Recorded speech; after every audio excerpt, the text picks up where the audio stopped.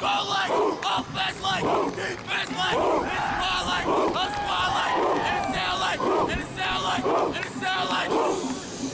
Tick, tick. We're on 3, 1, 2, 3.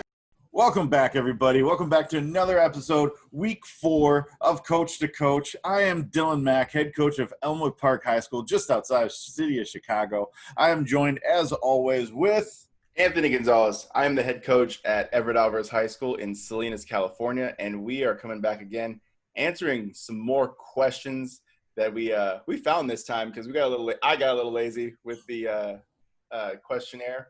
Remote learning's kicking our ass here. For real, dude. This thing is no joke. Like, yep. I think I've told you before, and I've told everyone, I've never worked harder as a teacher. You know what I mean? It's like I teach and then coach, and that's easy. But like this distance thing is triple that work. It's nuts. Easily. Yeah. Easily. So before we get started, we got to promote some things, right? Yeah, we might as well because we suck at doing it at the end. Yeah, it's awful. So first thing, obviously, you're watching this on Chief Pigskin's YouTube channel, so make sure you check out our clinic page at clinic.chiefpigskin.com. We'll put that little link for you down in the show notes, so you can click that and check it out when you got the opportunity.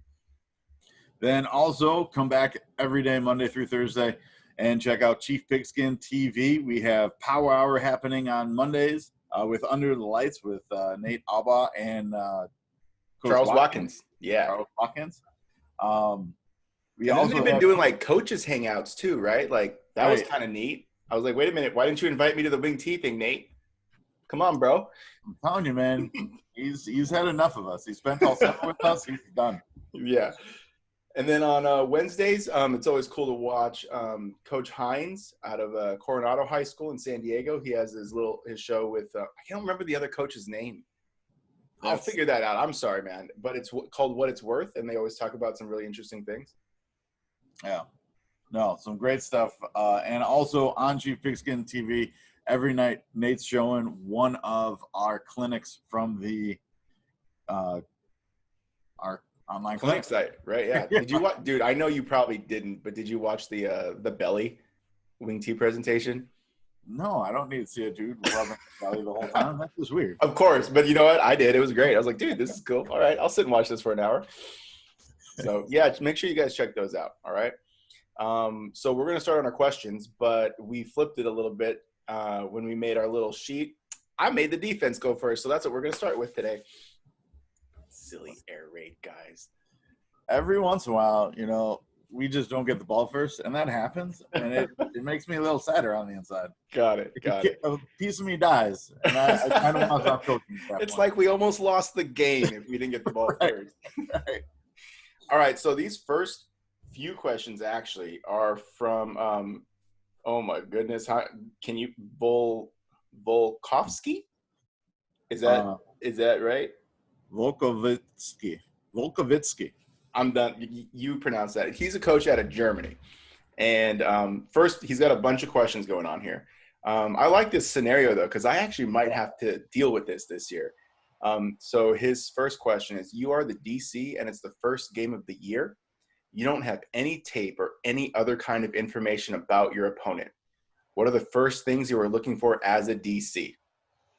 Do you want to go first or you want me to go first? Sure. Because, for me, I'm going to come out with, what I feel we do best, right, and see how they match up to that. And then from there, I want to try and get a feel for what they want to do, right? Because you got to try and get a picture for what they're thinking. And if I can get that, then I think I'll be all right. If they come out and they're doing 100 different things, then honestly, I'm going to feel better. Because then there's no way they're doing 100 things good, right? Right, exactly. Yeah. If they're trying to give the ball to 6 different guys, then I'm okay. Because that means all of them aren't very good. And if all of them are really good, all 6 are dudes, it's going to be a short night anyway. They're going to put 40 up. We're going to get running clock by half. Yeah. And I'm going to go, man, I can't wait to get the film on next week. Yeah. So I like this question because I might actually have to worry about this. We just got the word that they canceled our scrimmage So we have a week 0 scrimmage jamboree where we're gonna play 3 other schools, and I'm pretty sure the high school that we're playing is a few cities down, but they might have the same situation. There's 1. 2, it's a brand new head coach. So I couldn't even go, hit up coaches they played last year and be like, hey, can you help me out? I need some film. And so that's out the window. I do know that I think they did hire him from Pop Warner. So like in our area, they call it the midgets. It's like the 7th and 8th graders. So he was the head coach there, and then they just, brought him up. But I'm not sure what they did there at all. So I'm basically running into this situation right now. Yeah. I think the first thing that I'm probably going to have to do is go back into Max Preps and look at their roster and see who's coming back, and look at to see, who has stats, and, try to go based off of, all right, this kid's probably a dude. If he's a running back, they might want to run the ball with him a lot more. If he's a quarterback and a wide receiver, then, they might be throwing the ball a little bit more. So I'll try to prepare that way. But I do kind of agree with you. Like, we're going to probably have to go in and do what we do best first. I'll probably stay in base for the first 2 or 3 plays, honestly, or I'm just going to blitz the hell out of them to see what happens. And I'm probably going to go with the latter, just to see if they understand their own blocking schemes. Cause I know we're going to fit up just fine where we're supposed to fit up. And then I know we're going to know the coverage behind what we're supposed to do. The route combinations, I'm not going to know what they're going to like to do. So that's going to be the hard part, especially if they do want to throw the ball. But honestly, yeah, for me, like, I think I'm just going to try to throw some wrenches in their machine and see what I can do to mess with them first, to get them, a little bit unconfident with their whole scheme. You know what I mean? Like, I don't have to have the coaches unconfident, just the players. You know what I mean? Like, you're not coaching, you're coaching against the kids. You're like, so we got to mess with them a little bit. Like, it's kind of a weird thing to say, So, yeah, that's how I would go into it. Cause like I said, I'm definitely doing this week 1. I have no idea what we're going to be up against. They'll probably have film on us, which is going to be a little bit of a disadvantage because, they can just hit up teams and we're running the same stuff. So yeah, that's how I'm handling this situation. Well, and in Illinois, we don't have like a jamboree or big scrimmages, a week 0 scrimmage where we can go against another team. Sure. We're doing an inter squad scrimmage for like, kind of just shits and grins. Do you guys trade film for that? Like, or do you just keep that to yourselves? No? You just keep it to yourself. Okay. Well, I mean, most week 1s, we're going in with either I was able to get their last week's film of last year or nothing. So, yeah. I mean, this is pretty much every year. And, okay. the schedule for our week 1, they've had, in my now 5 years, they've had 2 or 3 different coaches.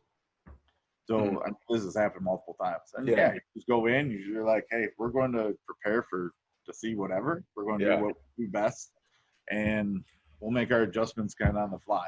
That's interesting, dude. I've never had that. Yeah, if you guys do that every year, like, that's crazy. It's like a crapshoot every year then, especially if there's a big turnover rate of coaches at the school in particular, Well, and it's a private school, so like they could also bring in like a dozen new kids.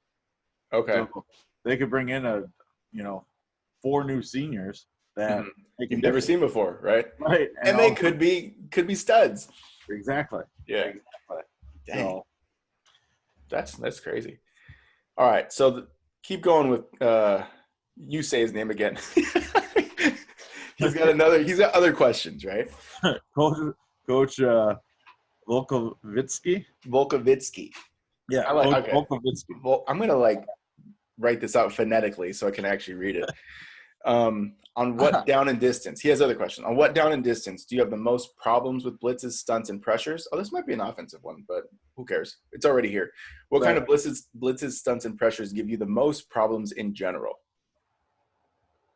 For us, I know we have the most problems with A-gap pressure. Like, that's where we tend to get caught, I guess I would say, a little bit, because we, in a wing T, there's usually a guard pulling, and if you bring some kind of A-gap pressure and our tackle isn't aware of what's happening, then we might get blown up in the backfield. And we've had it happen to us for sure. Like, it's not like it's never happened. We actually played a team that they ran the wing tee the previous year, and they had a head coach, and he was still on staff. He wasn't the head coach anymore, but I thought they did a really good job on defense. Like, they had nothing to lose that week too. I think they were 0-4. They just had a really big problem at the school. Like, I think after that night, their season actually got canceled because of what happened off the field. It was just a crazy situation, but I think the kids knew it. So they were just playing balls to the walls. You know what I mean? Like, they just said, screw it. We're going to go at it. And they played us really, really tough, but their scheme on defense was really good. And like I said, the head coach, before he was still on staff, I think he was the D coordinator. And so he, ran the wing tee, but he did a really good job of knowing when to call a blitz or knowing what we were trying to do and how to attack that. And I was like, damn, dude, we got out of there with the win, but we got out, like, it was close and it was tough. I was like, oh my goodness, this was way closer than I thought. But yeah, A-gap pressure is what I feel like we have the most problems with. Yeah, so I'm going to answer this in two ways. So I'll give you kind of the offensive perspective. Like, quite honestly, there's no blitzes or stunts that, as long as our linemen follow their rules, are going to give us too many fits. Sure. Right? Like, we've talked about it a couple times now. Like, we have a blitz segment. We're having our guys throw the kitchen sink at us. They're sending 4 guys through a gap. They're doing all types of crazy shit. And we're ready for a lot of exotic looks that we will never see. So as far as, like, blitzes and stunts, it's not necessarily the blitz and the stunt. It's the kid that's playing across from. Like, if it's a dude that's just super fast off the ball or can physically outman our offensive line, that's what's going to give us more fits than a particular blitz or pressure. But now on the other side, since it is in our defensive section, if defensively what gives us the most problems is when we blitz in, like, an obvious passing situation, because I feel like we never get home. Okay. Very rare. Like, if we blitz to the quarterback's, like, I guess, non-blind side. Yeah. Okay. That makes sense. Yeah. Like, we never get home on that. Like, you always see just the kid throw his hands up and, like, totally misses the ball. And it's like, that was a waste of a guy. And then that's where you get Little's 5, which then a missed tackle, and then becomes a 25-yard gain. And all of a sudden you're like, God damn it, I'm not calling that again. Right. And you're like, seriously, it was 3rd and 15. Why'd we have to blitz? Like, make them throw. Make them earn this one. Right. And I would say that is where defensively we have the biggest issue. Like, stunt-wise, we don't do a lot of stunts. We'll slant a lot. So we don't do a ton of, like, crazy stunts where we're bringing the tackle all the way back over to the opposite B-gap or any of that. We just don't have the athletes to do it. But, yeah, I would say that blitz-wise for us on defense is when we're blitzing to the non-blind side of the quarterback. It's almost a waste of a defender. Well, I mean, that makes sense. Like, I know don't like a lot of the teams that like to throw, the quarterback is actually responsible for the 6th guy. That's and that's ours. Yeah. Right? Yeah. Because you guys send your running back out on a route all the time, right? All the time. Yeah. So our running back has to be responsible for 6 guys. Right. Yeah. Well, maybe what's your results been on the backside or the blind side? So what should happen is we should shift everything and basically slide, and so that it's always to his non-blind side, so that then he sees it coming. But obviously, it doesn't happen that way, and that's the toughest one, because now that's a field, right? And I mean, you see it even on Saturday and Sundays. Like, these are guys that are really good. Sorry, my dog's coming down. It's okay. And these are guys that are really good. And it's that backside pressure that really gets them. It's not that front side pressure. Front side, they step up and they make a play. Yeah. I mean, Patrick Mahomes is awesome at that. Yeah. I mean, unless there's Aaron Donald rushing. Like, did you watch that guy? Holy crap. Like, right. It doesn't matter where he's at. Jesus. He's just incredible. So, but yeah, no. And that's the thing, though. Oh, he wants some attention right now. You better give him some love. He's very opinionated on this topic. All right, let's go to the next question from man, I'm terrible with pronouncing names. In California, do you guys not have weird names? No, not like this. I mean, we have like, the Mexican names. I can totally pronounce those. Okay. But these German, I think this guy's probably Italian just by looking at it. Yes. I'm out. Like, go ahead. You do it. You do this over there. Okay. Because like in Chicago, we have all of them. So do you burn a timeout on defense when winning with about 3 minutes left in a game and then the other team is driving? There were about 3 games this week that did not and ended up never getting the ball back in a loss. Coach Giordano, New York. Okay. Yes. Yeah. Yeah. Like the reason being is like, obviously you want to hang your hat on your defense and depend on those guys. However, like as the head coach, you always have to have like that other plan B. You know what I mean? Like, well, if they score, then what do we do? And if they score with 0 time left, you're screwed. Like, game's over, right? You have to make sure you have enough time to try to score at the end of the game if that's the situation. So that's my short answer. Yes, I'm burning timeouts for sure, 100%. So I have a guy that's specifically looking at the clock, and he's normally one of the guys in the booth, but he's telling me if the situations and if I take timeouts, how much time I can have left. Okay, that makes sense. Yeah. I mean, because we've ran into problems. I mean, I've felt like we were pretty good with our time management, but we've ran into problems where, you get into the flow of the game, you call plays just like I do, just on defense. But you get in the flow of the game, and all of a sudden you look and you're like, oh crap! Like I want to use a timeout there. So I mean, he'll be in my ear and he'll be like, hey Dylan, you got to take time out. You got to burn one. You got to burn one. You got to burn one. I'll, run my ass down there and call time out. But yeah, and sometimes if they're driving, you need to take that time out to break that drive up. Do you ever find that like the game's like happening over there, and I like to watch the game from behind, especially if we're on offense. And then there's these like refs that don't want to listen to the offensive coordinator call a timeout. Like, it has to be me. So I have to run. I mean, I know I probably should be over there, but I want to see from behind so I can like kind of help that situation out. I hate that. Sorry, that's just a tangent that I was thinking of because you said you had to run and call a timeout. It's like, God dang it, dude. Just listen to the offensive coordinator. Screw it. Like, I honestly want to just say, you know what? I'm not calling timeout. He is.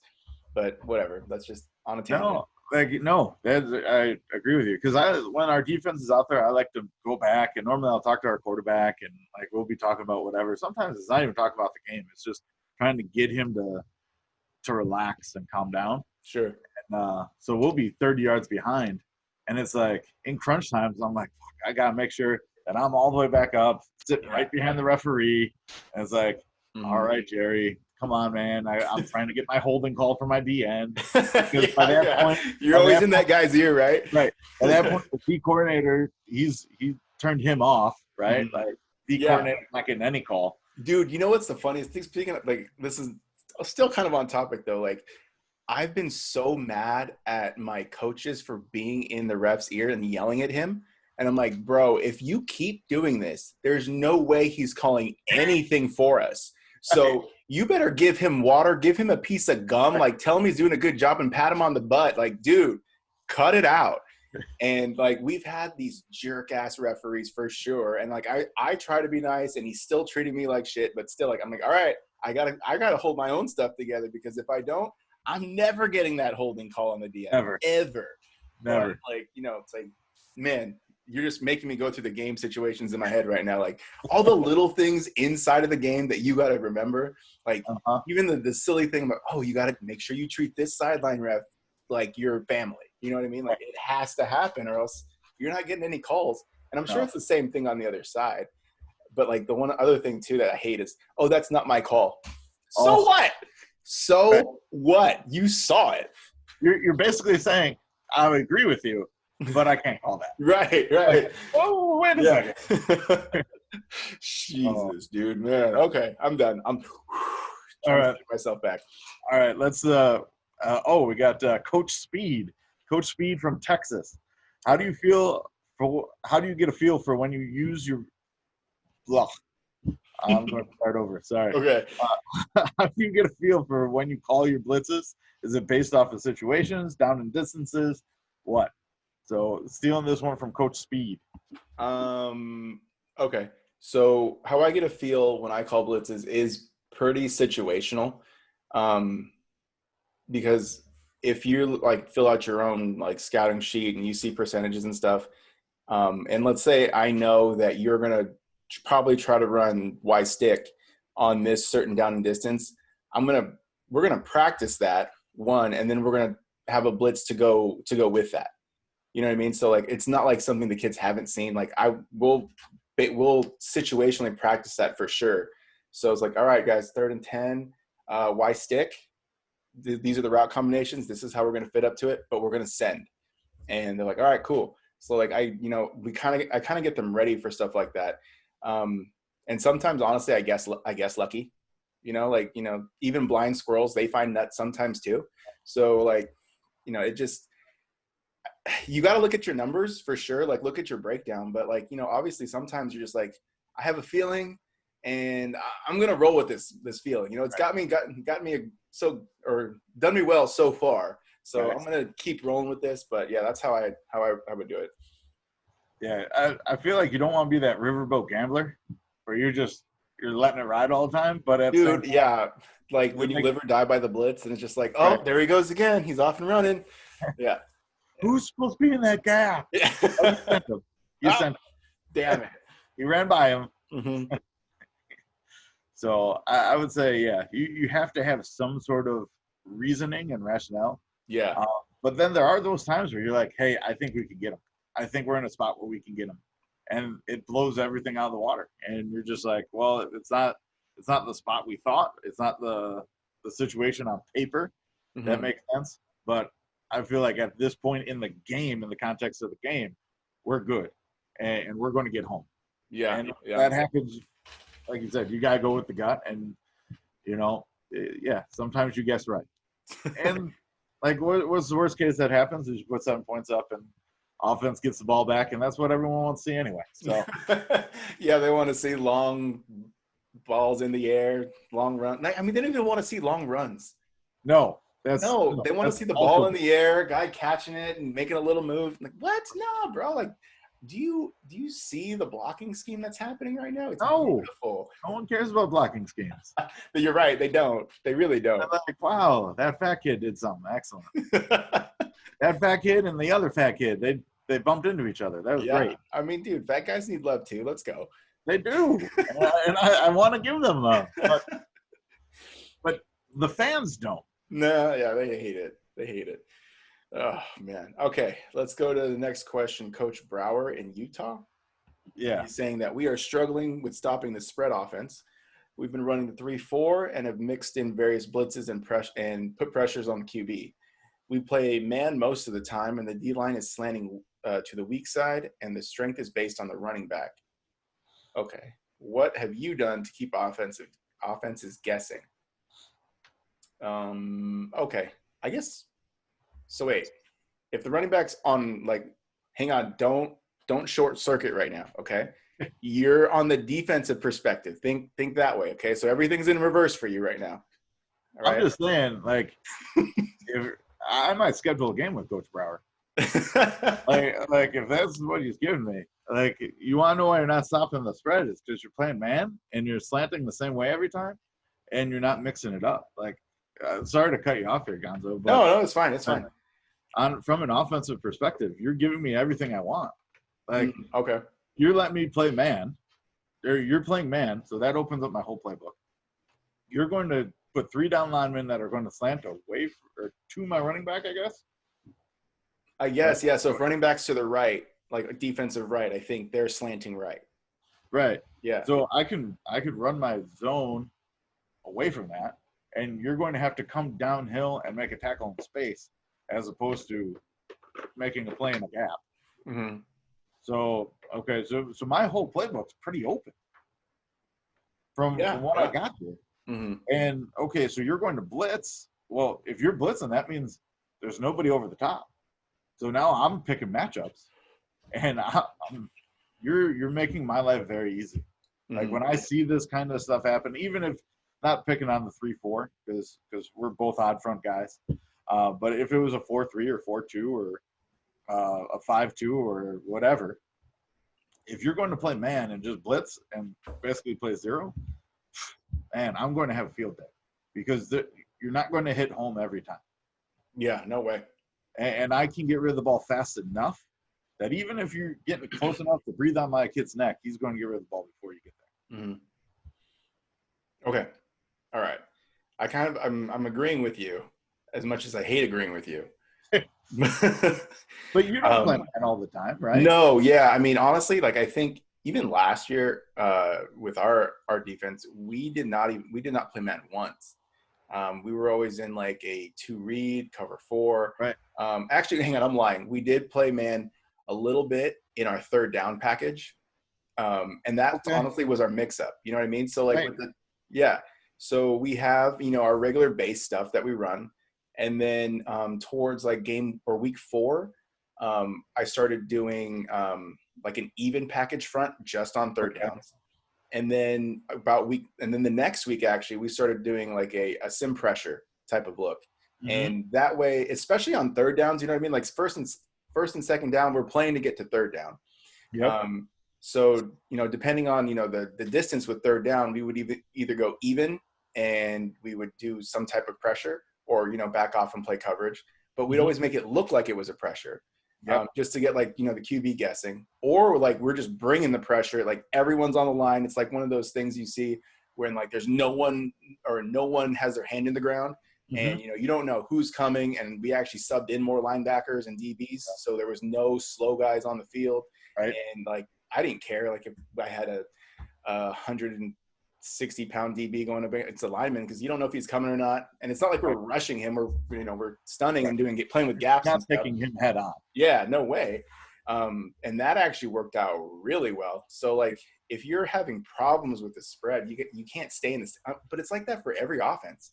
You can't stay in the same thing every time, get beat, and then expect different results. You know what I mean? Like maybe your kids just aren't man kids. You know what I mean? Like if they can't play man-to-man, don't play man-to-man. Coach something that you definitely know though, but also coach something that you know how to fix.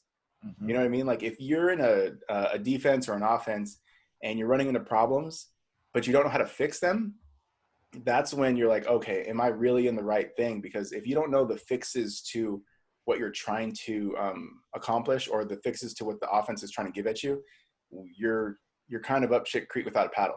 Like you're going to make your night really hard. So I guess I would kind of recommend learning something basic. Like I think 2 reads actually pretty easy to teach combined with cover 4 already. Yeah. You're saying the 2 kids, hey, just drop back, cover half the field. Yeah. And the 2 corners, basically, you're really playing man anyway. I mean, yeah, I mean, kind of. You're playing man on like the number 2 guy, Right. Yeah. And if but you're only playing like it's a little bit harder though because you have that if-then situation. Because if 2 goes up the field, you're not gonna like stay in your squat. You're gonna drop back with it. Honestly, too, though, like I'm really liking the idea of cover 3 where you switch to safety. My roll 3. Your roll 3. I mean, it's not your roll 3, but it's a roll 3. I put it up on the board. Yeah, you did. You're right. You did. Look at it. He puts it up one time, and now it's like it's his roll 3. But I do like that idea, just because like I think cover 3 is easy to teach too. There's always like little things and nuances between all the coverages though that you have to kind of go through to make it better and make it your own, or like there's like pitfalls that every coach has when you're first teaching something. But yeah, just you're gonna have to mix it up. Like you can't be in one thing all the time, especially if you're getting beat all the time. No, and I would say that like we called it an amoeba defense. Oh, okay. Yeah. Where nobody has their hand on the ground. And that is honestly the toughest for an offense, the toughest thing to deal with. One, there's a lot more skinny kids up there. And they're all fast, right? Right, and that gets to one of the questions earlier, that it's a personnel. It's not a blitz. It's that dude's way faster than my lineman, so he's not going to stop him. Like maybe he'll get a hand on him, and hopefully he puts him off track long enough that I could get rid of the ball. Sure. But if you're going to put a 300-pounder against my 300-pounder, it's going to be a stalemate right in the middle, right? Right. Like there's nothing's going to happen. Some big guy's going to fall, and it's just going to cause a little tiny earthquake. Right. All right. This is the last defensive question for this week. What is the best defense against the flex bone offense? And that's from Coach Segovia out in Arizona. You want to go first? Or you want me to go first? You could go first because I don't run the flex bone, and I don't know defense well enough to say. Well, neither do I. So I guess we should get Blair out here. But you at least coach defense. Yeah, that's true. And then we do go up against the flexbone team. They're actually really good. So like they like to run midline, inside veer, outside veer. Because it's all option, right? Right. It's all option, and then rocket. There might be like some belly action or down action, depending on what they're really good at. And this team, like that I'm thinking of in particular, they're not as good at the beginning of the year, but at the end of the year, they're really good. And this year they moved up into our league, and we're playing them week 10. And it's like, shit, like it's going to be hard. I'm not going to lie. Like they're good at the end of the year. Well, those option teams, you need those reps. Yeah. And, like that's the one thing you're like, oh, well, like for us, we get 20 days in the summer, or 25 days in the summer. And they're like, oh, well, it's not going to be that big of a deal. I'm like, oh no, 25 days that's a lot of time, guys. Like that's a lot of reps we take. Yeah. And especially if you're an option team like that. Yeah, especially, you see all the looks. By week 10, everyone's throwing the kitchen sink at you, so nothing's really a surprise anymore, right? I think I had to refer back to the last question. So I wouldn't say there's a best defense to run against the flex bone or any offense in particular. The best defense to run is the defense that you can fix. Yeah. So what is the offense doing to you, and then how do you fix that? Against us, I'm pretty sure there's like a flex bone rule, since we're a 3-4, that they want to bring in a tight end. And because the tight end messes with our gap responsibilities a little bit and just kind of widens us out a little bit. When they do bring in that tight end, so normally they had 2 wide receivers, in the wing backs, and then their A back or their B back, right? The 2 A backs are the wing guys. Right. Normally they're in that spread type of look, and they like to run inside zone or inside veer and not midline, inside veer, because there's that gap between our nose and then our tackle in the 5 technique.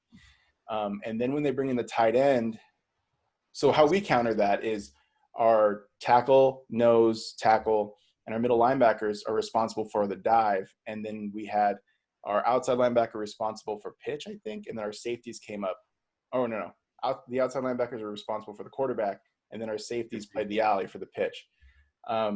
Then what ended up happening was they brought in a tight end, and then that messed up our responsibilities, because our tackle was getting down blocked, and they were running outside veer.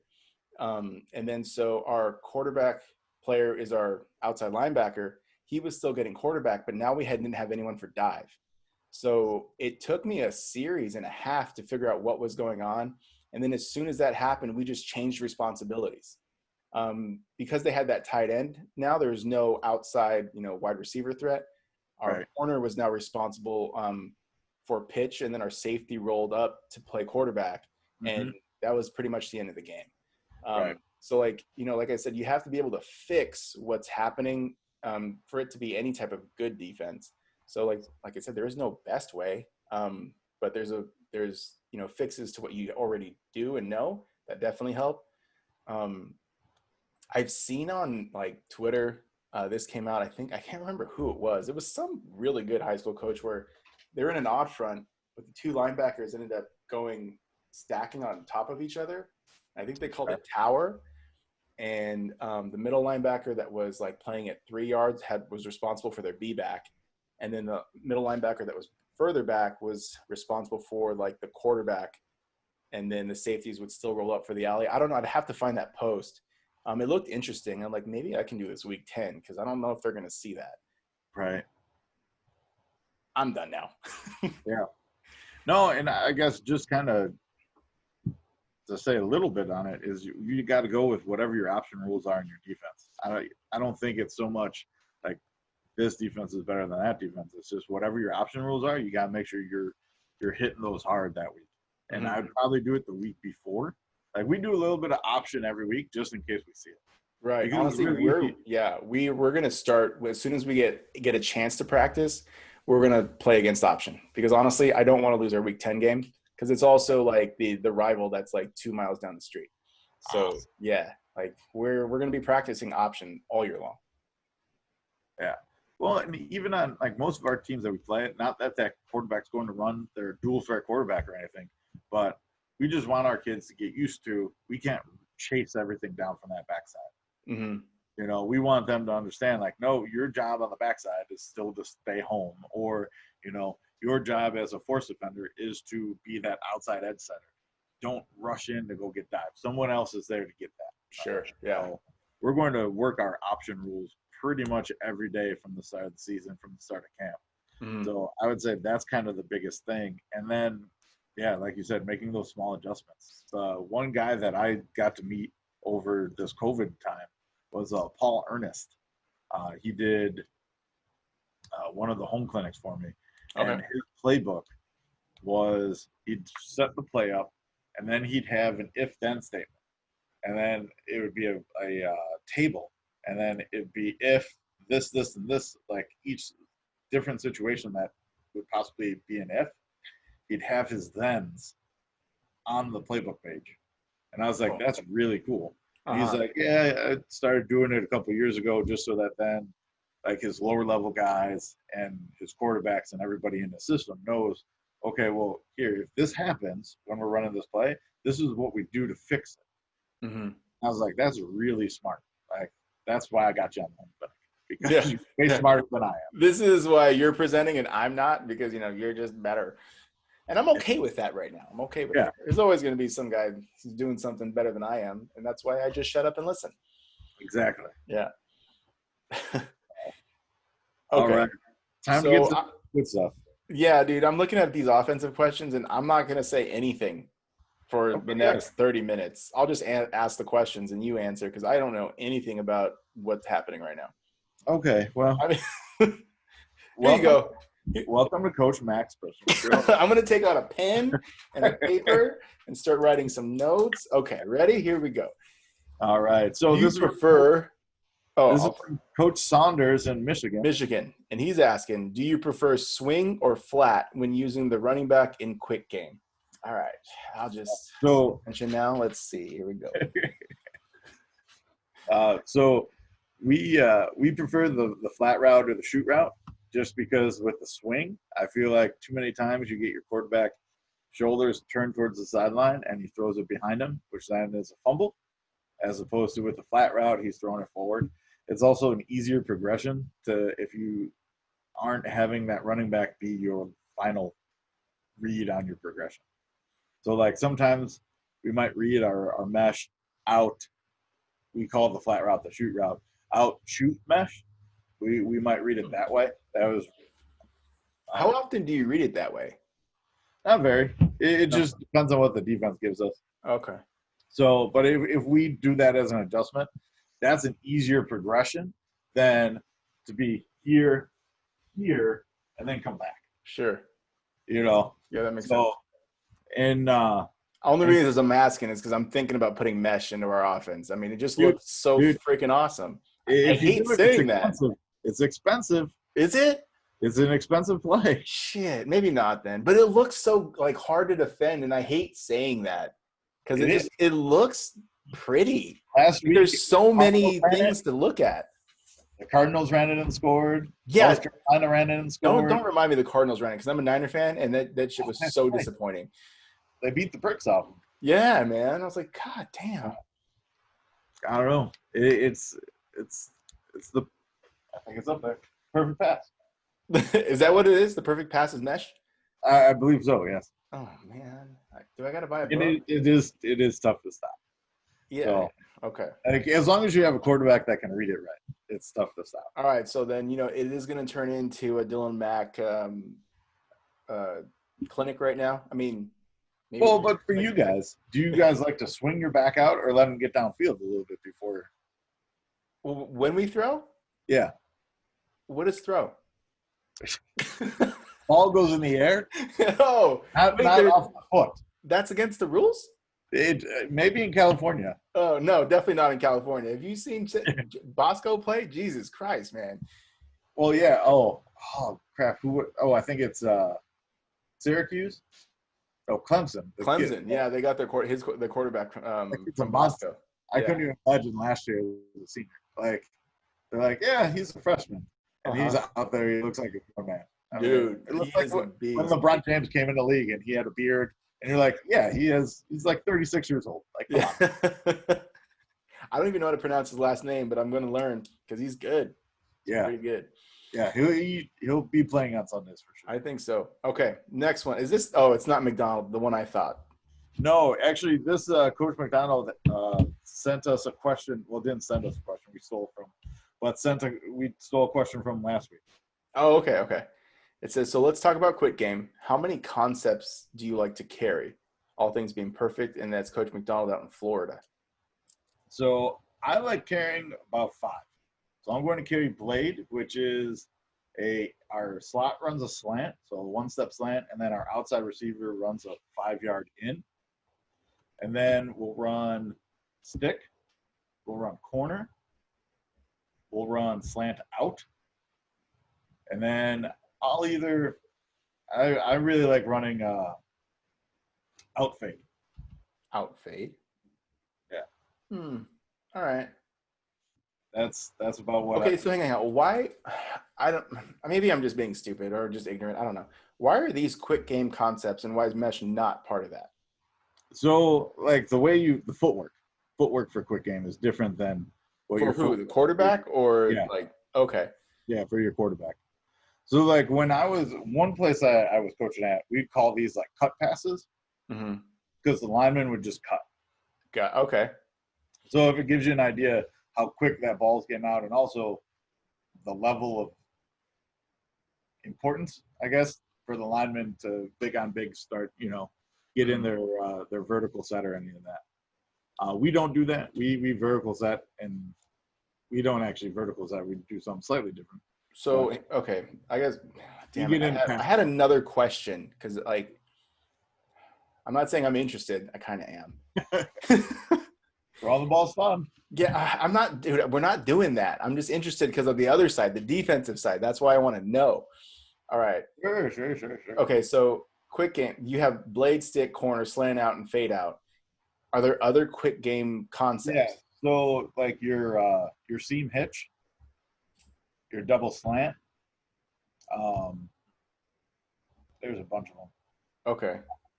Is this mostly like 2x2 stuff, or is it trips, or can it be both? It could be both.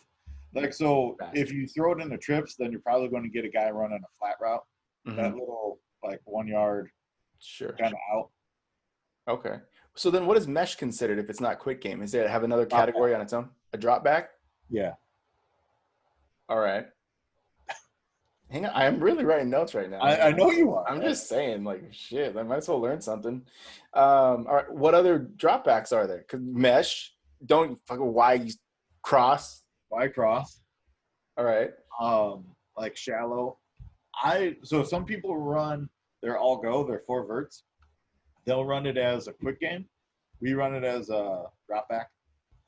So the verts play, it can be either quick game or right. Is that the one? Like, I remember talking to Lasker about that one, where like they're just gonna run their verts, but if the grass is in front of the defender, they pull up and just run a curl or a hitch or whatever. Yep. That's some cheating ass shit, dude. I'm not gonna lie. Yes. So your 4 verts could also look like 4 curls possibly, or 4 hitches. Yeah. Or 2 hitches and 2 verts. Yeah. Yeah. I don't like it. Yeah. I don't like it, but I do like it. I see what you guys are doing. You're basically cheating. Pretty but much. It's fine. Pretty much. We're just trying to, have our kids be smart and not, hey, just bash into the kid in front of you for 60 minutes. But, that's cool. It just means my kids are tougher. For sure. Yeah. All right, let's go to the next question before we get all crazy over here. What have you found to be the easiest and most effective way to teach blocking for inside zone? Do you use a counting system or covered or uncovered? And that's Coach Monty out of Texas. I could say something on this, but I'm going to let you. Oh. Yeah. Yeah. I think I have an idea. I would hope so. Mm-hmm. So we don't use covered, uncovered, just mainly because we try to keep it simple. Like we know, the coaching staff knows what that means. And if the player's been in our system long enough, like the varsity system. So if we have like last year, we had 2-3 year starters on the offensive line. So we were able to have those conversations a little bit more. Sure.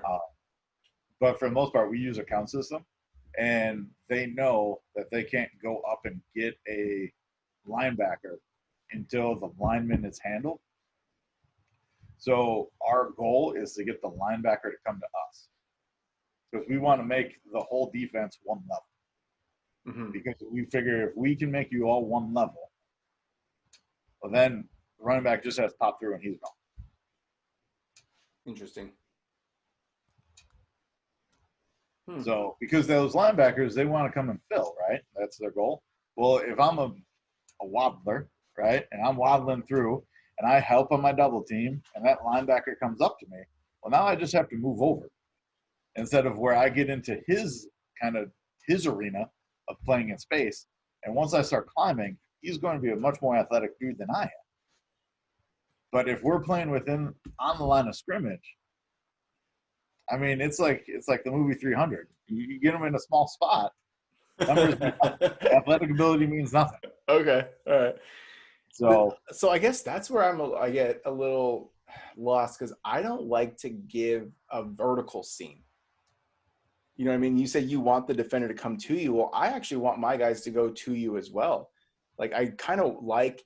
Yeah, I mean, I shouldn't say we do this all the time, but we give the kids the idea of like we're making a wall. Right. And like that wall, like you're going to have to make a play with a defender on you. There's no way around it, right? As a linebacker, like if you're getting blocked, fine, get blocked, but don't stay blocked. But don't think you're going to have a free run, because you're in the box. You're accounted for. Someone's supposed to block you. Right. So get over that free run thing. Like, oh, someone was blocking me, coach. So what? Like, Jesus, man. Are you kidding me? Your everyday drills are working on getting off blocks, aren't they? Yeah, it's like, what do you think we do in individuals, kid? Like, don't even get me started with that thing, because that just like sets me off. Like, oh my god! Like, if you want to see me lose my shit at practice, have a kid come up to me and say, "I was getting blocked, I couldn't make the tackle." Like, oh, I will lose my stuff, 100%. Oh my god! It's like, okay, you're playing middle linebacker. You don't think they're trying to block you in the box, bro? All right, I'm ready. I'm off. I'm done. So what we do is our linemen pretty much, they're going to try and stretch everybody out, and our running back's looking for the first seam, and he has a read. Like he's going to read whichever down lineman, depending on who we're going to pick. However we have it set up, inside, outside zone style. Mm-hmm. Whatever down lineman to that next down lineman. And he just has his rule of where his opening is. I mean, basically kind of like linebackers, he's looking for an open window. Sure. Once he finds that open window, he's gone. Yeah. Like if you want to see teams do it well, the Rams do a phenomenal job with that. Who else was it? Actually, Wisconsin. They're not playing right now, but you could go back and look at some old Wisconsin tape. Wisconsin does a real nice job with that. I mean, they put out a bunch of linemen every year too. So the only thing I really have to say about that, I coached in the spread system twice for 2 years. And one of those times I happened to be a lower level O-line coach. So when we were teaching them inside and outside zone, the first thing, I'm pretty sure it was a covered, uncovered concept. So they would step left or right. All the linemen are stepping the same way. And I don't know, let's say we're going up against a 4-2. And so they have a 5-1-3-5, I guess, right? Okay. Yeah. And then let's say we're running inside zone to the 2-3 technique. So the center's uncovered, so he's still stepping to the right, and he's helping the guard. And then they have their eyes up and on the the linebacker. Right. And that one drill in particular, though, like, it was just two guys or two linemen together, a lineman, and then a D lineman, a linebacker. And then I would tell the linebacker to cut inside, go over the top. And so it really forced the guys to communicate, one, and two, like, just kind of get a feel for if the linebacker tries to climb over the top, then I'll take over this block while the other guy, the guy I'm blocking or I'm double teaming with, will get off to get the linebacker. That worked really well. And I think there's a really good videos on YouTube about it. I think the Dolphins are the ones running the drills. Yep. I know the Dolphins aren't really the best team in the world, but they're still professionals. You know what I mean? And you can still learn from looking at their tape. And that's how we blocked it. And it worked really well. Like it made me kind of like inside and outside zone. I was like, okay, I have a newfound respect for this thing. Like, I like it. I see how it's effective. Like, it's really cool how, like, the boys start to realize, all right, I can take over this block, or I let this block go and then just have the linebacker come. And it was a shit show. I'm not gonna lie. The first few times doing it, right. But once they realized the concept, that really, really helped, and it made our run game just really good. And yeah, those kids are seniors now, and one of those kids just got a full ride to UCLA, so he's pretty stoked. Well, yeah, and so if Chip Kelly thinks he can zone block, then yeah, he's pretty good. Pretty good. He's a big ass kid though. Jesus. All right. Hey, look, a question I might be able to answer. What is the best blocking scheme for jet? You can answer this too. You've done this. Reach, block down, pull a guard. Do you drive the fullback or send him to block? If you block him, does he need to be offset to make it in time? And that's Coach Sudstill in Georgia. Well, we run jet out of the wing T, right? So I don't know what you run jet out of, but when we run jet, we reach and we pull a guard. We can have our fullback offset. If he is offset, more than likely he's lead blocking, but we still use him for the trap fake just to keep some guys honest in the middle. You know what I mean? Like, I feel like if we don't have any kind of middle action, then people will just cheat it. But that's fine, because if they do cheat it, we'll go back to that look and then run like gut or trap to counteract that. So, I mean, honestly, it just depends. But if your fullback is going to block, I don't think he can make it if he's right behind the quarterback to get out there. You know what I mean? Like, that's kind of a tough ask. I don't know if you've had your fullback, do that, like, right behind the quarterback. Dude, that's hard. Like, did your jet guy bubble all the way back like 15 yards or what? No, it's more like that's on the quarterback to make sure the timing is right for the snap. So we're going to snap that a little earlier, and we're not going to have it right on top of it.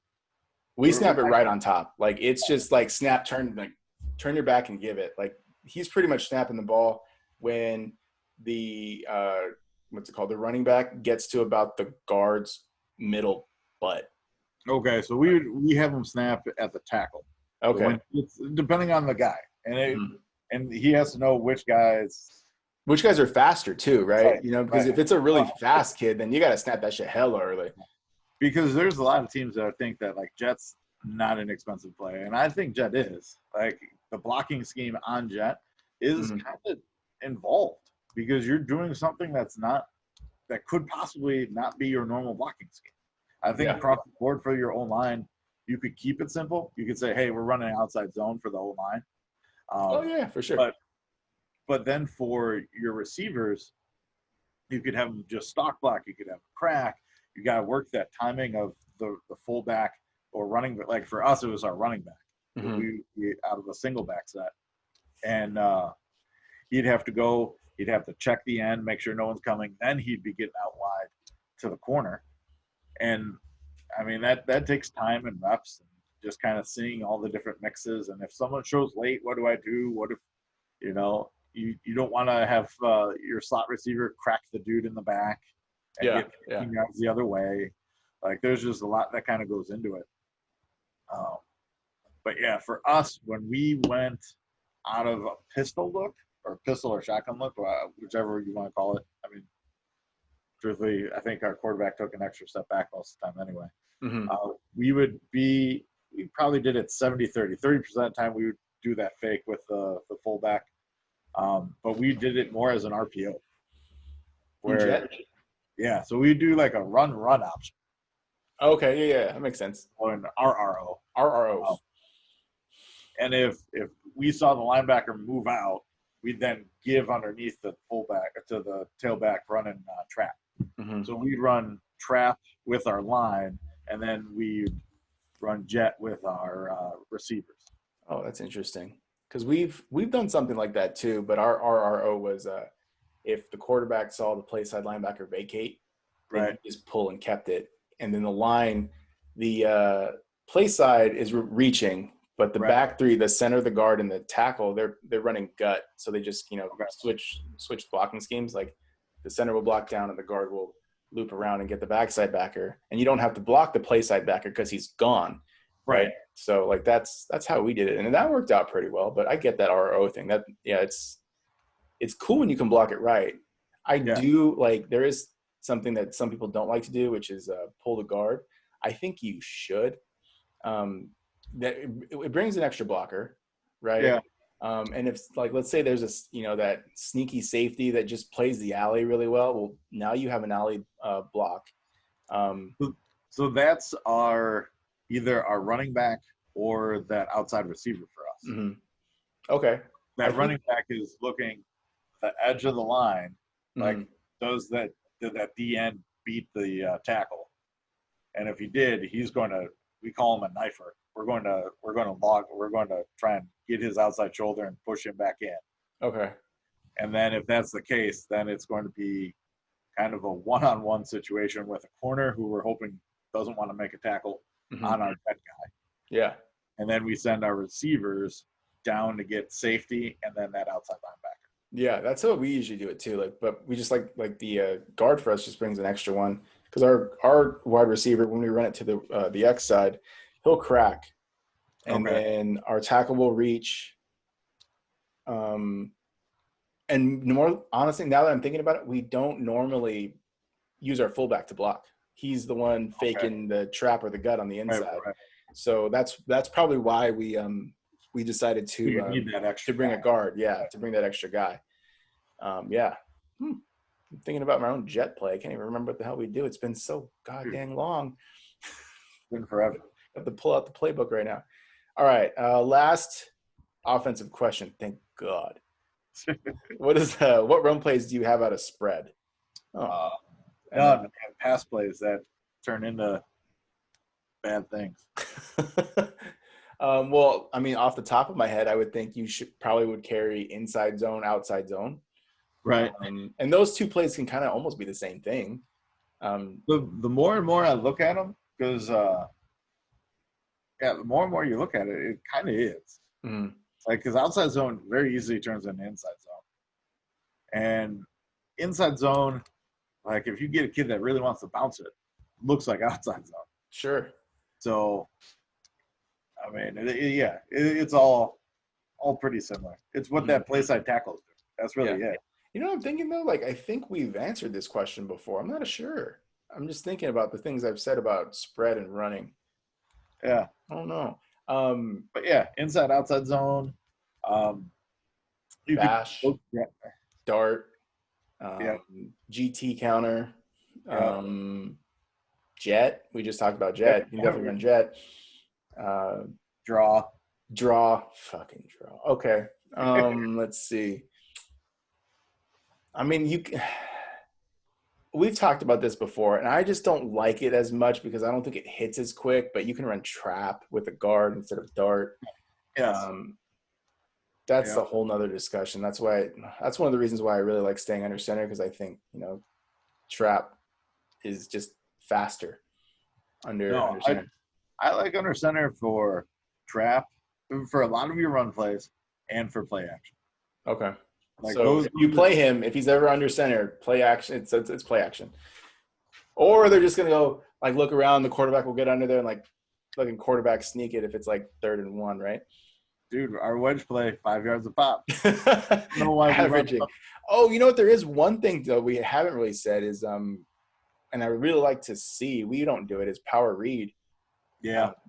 I like that play a lot. I think it has a lot of things going for it. Yeah. But I like power just in general. So power read is just like a no-brainer for me, I guess. I guess it was kind of a brainer because I had to think about it. I don't know. But pretty much any play that you would normally run, like any can run play it. you normally run, you can run on that. Yeah.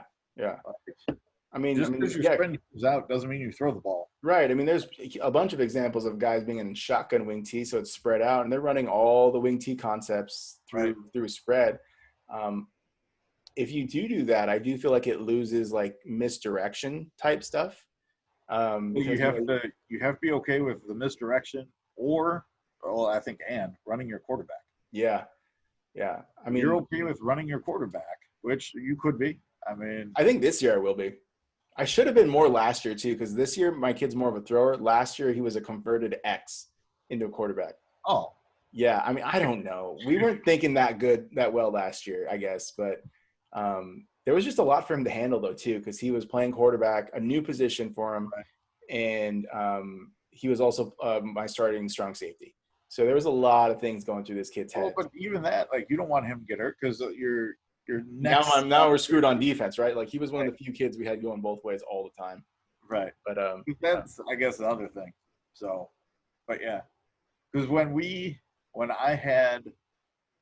did a lot of jet read, I ran my quarterback all the time. But he couldn't throw. So I mean, he couldn't throw the ball more than 5 yards downfield. Even that was a struggle. Like he had to do like 6 crow hops to throw the ball. He was a lefty with no arm. Oh no! And he played baseball. Yeah. What? And I watched him throw a baseball. Like, never mind. No. Damn. So. Okay, let's keep going. We're done with those program questions. Do your players ever go mix it up with players from another team? Our kids started doing 7-on-7 on their own with players from another small school about 30 minutes away. And I love to see them get out there to get some extra field time in, but our season hasn't started yet, so I'm sure they'll be chomping at the bit when we get going. But is this normal? Because I've never seen it between two schools before. I'm alumni. Coach Corey Soto in Washington. My kids have been doing that. I know I've been telling them not to. Like, I'm not gonna lie. Like, I'm trying to follow the rules of telling what they can and can't do. But honestly, I can't stop them from doing things on their own time.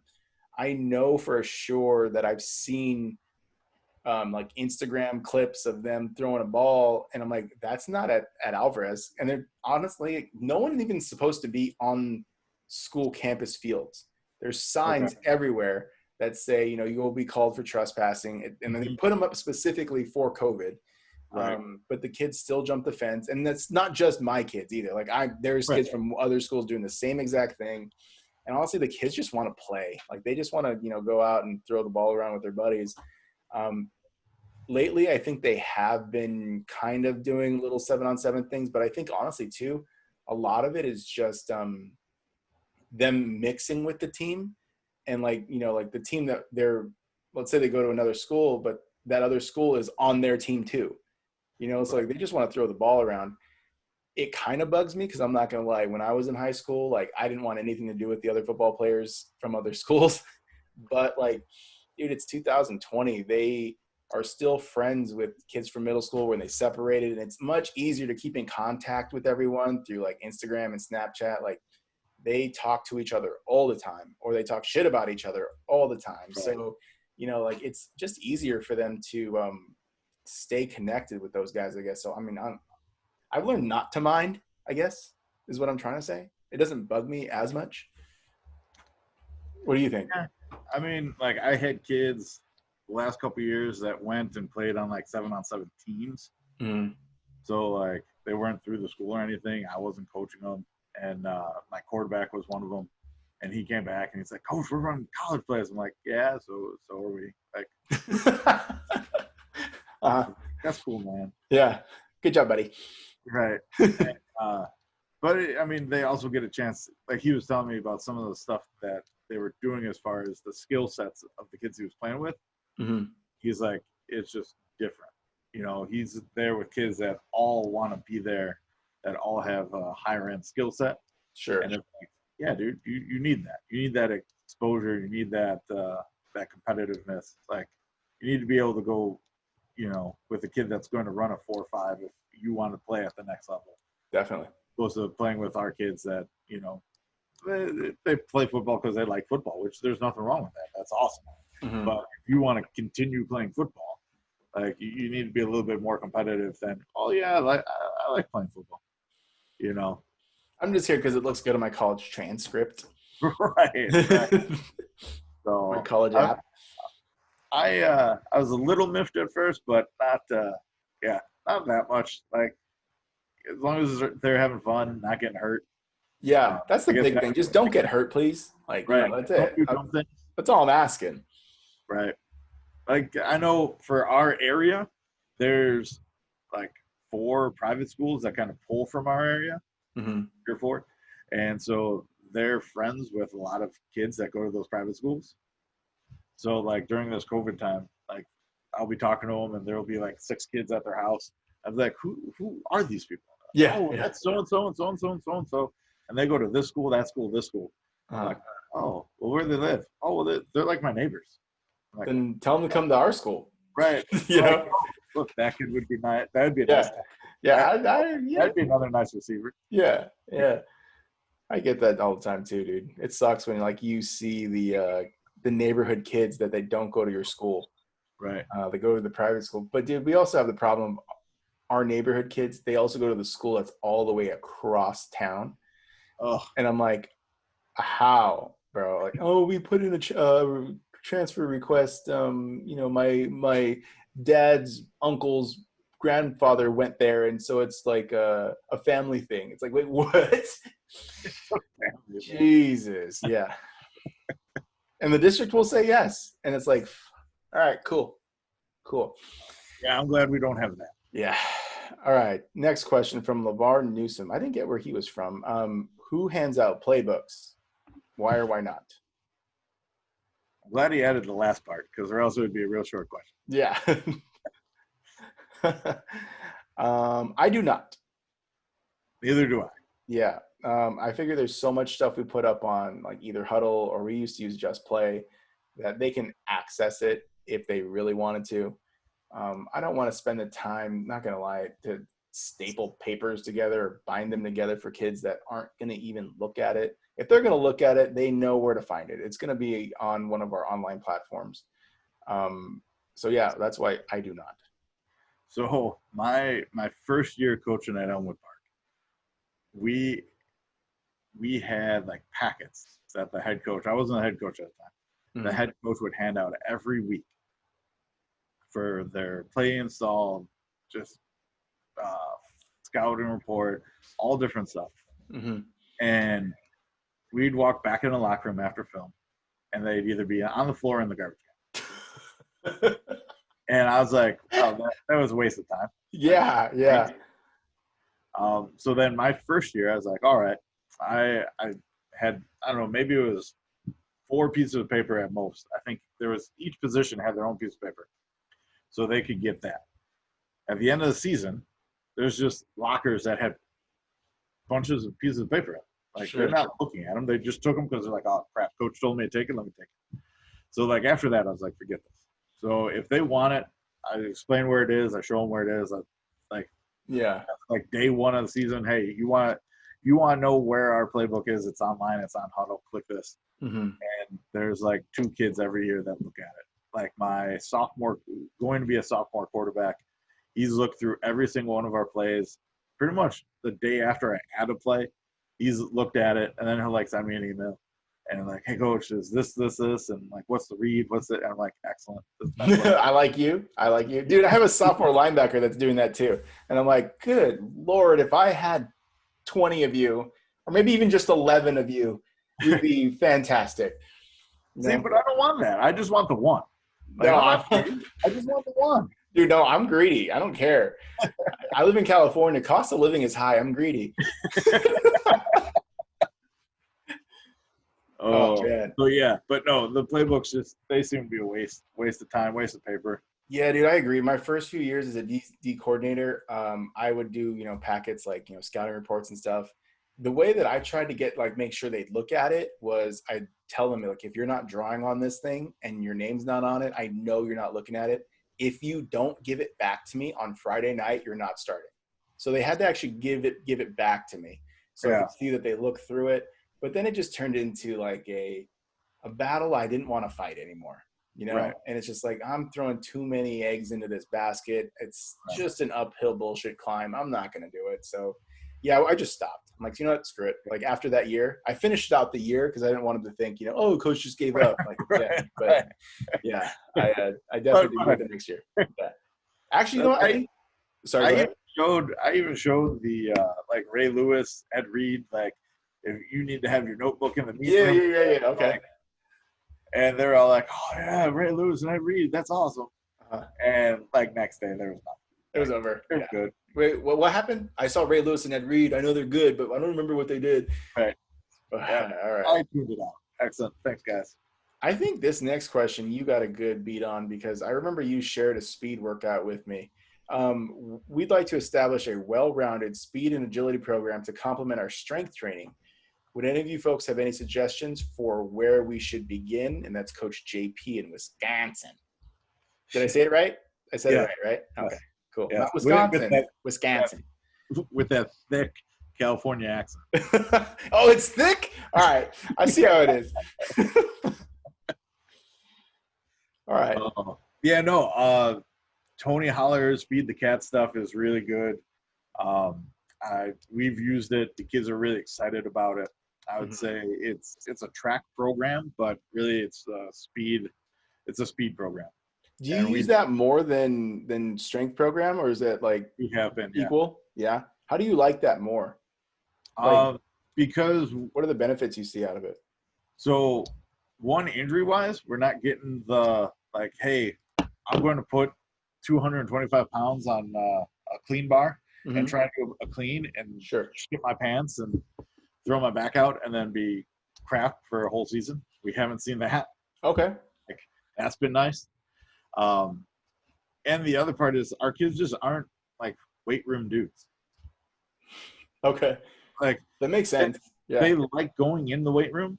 They like the idea of being in the weight room, but they're not going to put the amount of time in the weight room to take their bench from 135 to 315, or take their squat, bump it up to to where they're repping out 500 pounds or anything like that. Yeah. So this, they get excited about. We have our free lap timer, so on our phone we can show them how fast they ran their 40 or our 10-meter flies. We're timing a bunch of stuff during practice. We'll time our guards pull, our receivers running routes. We'll do some jet stuff just to kind of practice it. Not that we run jet a lot, but just to show them how fast they're going on jet, and they'll get all geeked up about that. We're definitely going to have to do a Coach Mack clinic on that too, because I before the show I told you that we might be able to go into conditioning in October. Right. The rules are almost borderline ridiculous. And we cannot have any equipment at all. We're going to get to run, which I'm all right, cool. And then when I heard that, or I read that from the athletic director, I'm all right, I know Mac gave me this, so I'm going to probably do that because that's all we can do, Maybe I'll reach out to Tony and see if we could get him on and he could do a little segment. Yeah, dude, that'd be cool because honestly, I would be taking notes on it because I'm dude, we can't work out. We can't go in the weight room. And then I was all right, if we can't go in the weight room, can we do what gyms at town have been doing? They bring their weights outside. They have all their racks and stuff outside. He's no, we can't even use equipment like that. I'm wait, what? So we're just going to have to work on speed and agility. And it's really going to have to be that way. I don't know for how long. Hopefully maybe for 2 or 3 weeks. Yeah. And then we get to start doing some more stuff. But for now, I'll take what we can get. You know what I mean? Yeah. I will say I had my center, so a lineman, who is jacked about his 40 time. Oh, okay. He came up to me and went, "Hey, coach, I was a hundredth of a second off of hitting my PR. Can I go rerun it?" When do you have an O lineman want to rerun something? Right. When have you had that? Yeah. Never. I've never heard that. Yeah. He was jacked beyond belief. That's and cool. now I'm not saying he's super strong or anything like that, but he's fast. Like he's quick. He's quick off the ball. He's quick in a pull. I mean, he's quick getting back in his kick slides. Like he's good at what we need him to do. And we base our offense and we base what we do off of speed instead of saying, hey, we're going to be a power football team. We're going to, push it downfield that way. So, I mean, I also think it might be a good move for us too, because we might not be a power team like we were last year. Yeah. Just because of the dudes we have, right? Like we're just going to have to switch up what we're doing a little bit. And on top of that too, the teaching time that we're going to have is shorter or smaller. So like, power and buck sweep, kind of expensive. We're going to have to find things that aren't as expensive quickly, and then get good at those. And maybe towards, like right before a season starts, we can start introducing the more expensive stuff. But I want to get good at something first before we, spend all of our time on something really expensive and like it still sucks. I don't know. It's just thought. No, it's definitely something. Maybe, I'll see what we could do. All right, that would be good. I think so too. Okay, let's keep. I'm a little excited now, and then I can't pronounce this guy's name either. Gamelgard from Denmark, Coach Gamelgard. That's how I'm pronouncing that. Yeah. Yeah. All right. Cool. We're going to go with that. All right. So Coach is asking, what is the most important practice equipment these days? Step over bags, shields, dummies, donuts. There's a bunch of things, honestly, that I think are very important. I think the things that I have in mind, the things that keep me on schedule is something that I think is really important, because we can do all of our drills without any of this stuff, but like something to keep me on track and in time. And I talked about it last time, I think, that we use our scoreboard to keep us on time. But as for equipment, I use a lot of step over bags and stuff for our linebacker drills. I know our O-line, honestly, I've bought stuff just for the line with them in mind. Like I spend the money there. Like I don't care if we obviously get new balls and stuff like for receivers and quarterbacks, but like where I put my money is the O-line, and I figure that that's the best place to go, because without them, your offense isn't going anywhere. Right. And I don't even make the purchases with my own opinion. I ask my O-line coach, what do you want? What do you need? Like, give me a dream list, and we'll see what we can make happen.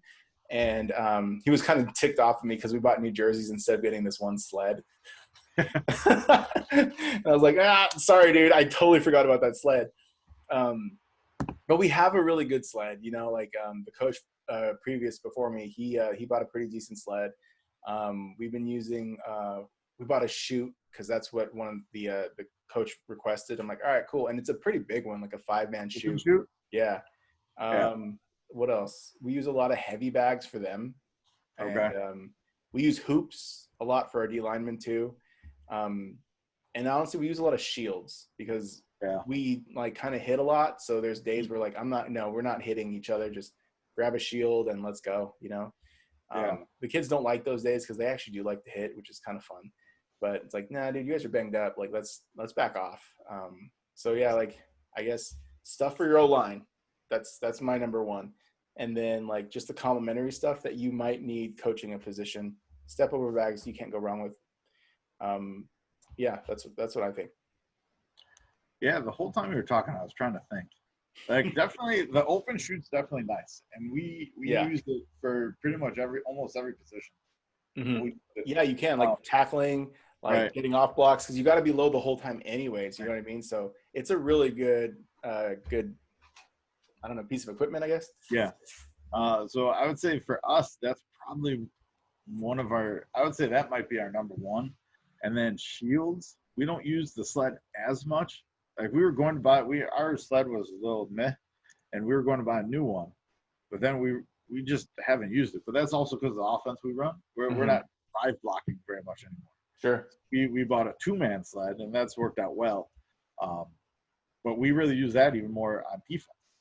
Like we're going to use it for linebackers and D line. Our own line doesn't really use it that much. They're going to use some boards. So if you go to like Home Depot or the hardware store out in Denmark, get some boards, cut them. I think we're about a yard, maybe 4 feet. Cut them at that, and then that's solid to get your waddle in. Mm-hmm. And then we also use those as kind of the step overs. And sometimes if the linebacker coach doesn't want to get the bags, he just uses those. Yeah. Our line uses those so that they have to stay even lower than the step over bags. Mm-hmm. We actually, like, I've made those PVC pipe chutes. Yeah, I was going to say that. Like, if you don't have money, PVC pipe chutes work really well. Yeah. Like, I know, what's his name? Simpson uses it all the time for his buck sweep drill, but I'm sure they use it for other things for sure. Right. We use them for our receivers, our running backs, like where our inside zone, outside zone inserts would be. We use them for that. We use them for tackling drills.